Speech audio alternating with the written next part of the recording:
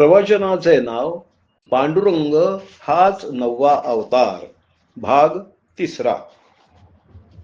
परंतु सद्गुणी माणसाचे शत्रू आजूबाजूला व्यापलेले असतात। शत्रू म्हणजे विषारी जंतू। जोपर्यंत यांच्या हातून राजगुन्हा झालेला नसतो तोपर्यंत हे जंतू नुसते तळमळत असतात। पण नंतर जेव्हा ते दोष दिसावे तेव्हा त्यांनी लगेच वळवळ सुरू होते। तेव्हा त्यांच्या हाताखालचा एक यवन अधिकारी होता। त्याने लगेच त्या महाराला बोलावून चाहडी केली की बादशहाचा अधिकारी दामाजी पंत याने बादशाह सरकारची सर्व धान्य कोठार प्रजेला लुटून टाकली। तेव्हा राजाला त्याचा पैसा येणे शक्य नाही। राजदरबारात ते पत्र गेल्याबरोबर बादशहाच तो बोलून चालून, तोही पांडुरंग स्वरूपच। तेव्हा आता खरी परीक्षेची वेळ आली। राजा म्हणजे राजसत्ता व आत्मसत्ता म्हणजेच पांडुरंगाची सत्ता। तेव्हा हे ऐकल्याबरोबर राजाने डोळे लाल केले। म्हटले की माझ्या हुकुमाशिवाय हे कसं केलं? तत्काळ त्याने हुकूम काढला व दामाजी पंताला वॉरंट पाठवलं की दामाजी पंत को पकड केले को लाव, त्याला पकडा आणि घेऊन या, जसा असेल तसा आणा। लगेच अरब लोक गेले। राजाने मुद्दामच अरब पाठवले। ते घोड्यावरून दौडत आले तर दामाजी पंताने त्यांचाही गोड बोलून सत्कार केला व खलिता हातात दिल्याबरोबर वंदन केलं खलित्याला। खलिता पाहिला व आत देवाजवळ पांडुरंगाच्या समोर नेऊन ठेवला। डोळ्याला घळघळ पाणी आलं, प्रेमाचं पाणी आलं। रडले नाहीत ते। त्यांच्या पत्नीने विचारले, महाराज खलित्यात काय आहे? ते म्हणाले, काही नाही, धरणं आलं आहे, देवाचं धरणं आहे। ती म्हणाली, देवाचं धरणं आहे? मग आपण खुशाल जा, पांडुरंग सर्व पाहून घेईल, चिंता करण्याचे काहीच कारण नाही। अहो, ती दिव्य शक्तीच होती ना, ती काय सामान्य स्त्री होती? महाराज जाऊ नका, लपून बसा, असं नाही तिनं सल्ला दिला। तिनं असं स्वच्छ सांगितलं की धरणं आहे तर खुशाल चला, माझ्या संरक्षणाचा विचार सुद्धा करू नका, मी समर्थ आहे। मग त्याने अरबांना सांगितलं की भोजन करा व मग आपण निघूया।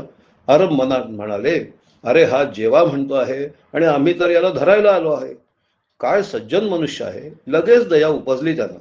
त्यांचं जेवण झालं, सर्व झालं। मग दामाजी पंतांनी हात जोडले व म्हणाले, आपण मला जरी राजा समोर घेऊन जायला आला असलात तरी माझी आपल्याला एक विनंती आहे। मी आपला कैदी आहे, आता आता मी स्वतंत्र नाही।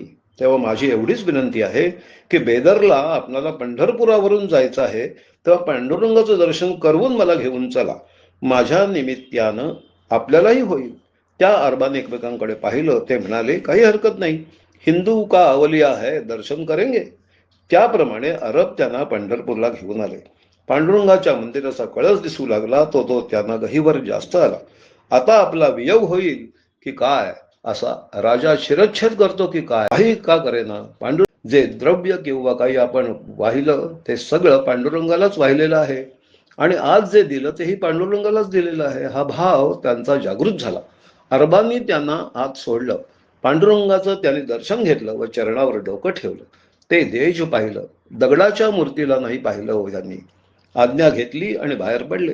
त्याबरोबर पांडुरंगांनी रुक्मिणीला विचारलं, पाहिलंस, अगं तुझ्या आज्ञेनेच त्यानं सगळं लुटलं।